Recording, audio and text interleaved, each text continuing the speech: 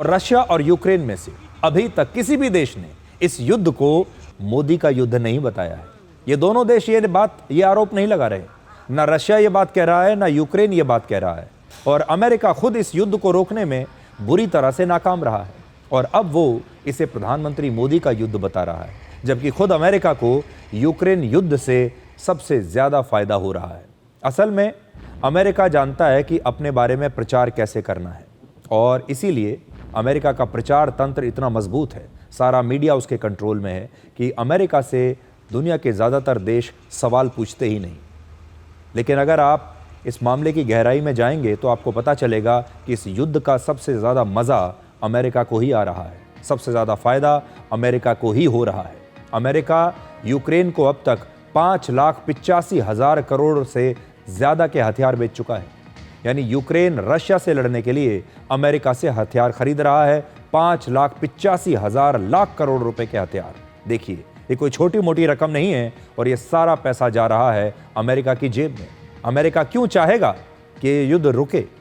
Europe के बड़े बड़े देश अब अमेरिका से 8 लाख करोड़ रुपए के नए हथियार खरीदेंगे और यूक्रेन को लड़ने के लिए ये हथियार मुफ्त में दिए जाएंगे।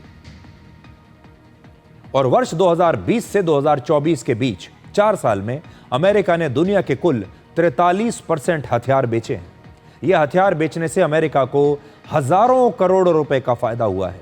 यानी इस युद्ध से दुनिया के एक देश को सबसे ज्यादा मुनाफा हो रहा है और उस देश का नाम है अमेरिका और उस देश के राष्ट्रपति का नाम है डोनाल्ड ट्रंप। और फिर भी दुनिया डोनाल्ड ट्रंप से कोई सवाल नहीं पूछ रही।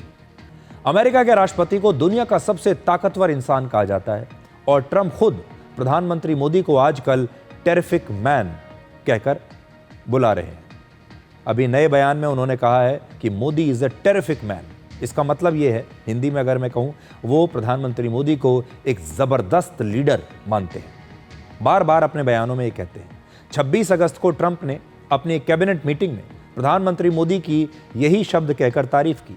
एक तरफ ट्रंप सच को स्वीकार करके प्रधानमंत्री मोदी को जबरदस्त लीडर बताते हैं, बहुत बड़ा मजबूत नेता बताते हैं, और दूसरी तरफ उन्हीं के सलाहकार प्रधानमंत्री मोदी के बारे में दुष्प्रचार भी करते हैं।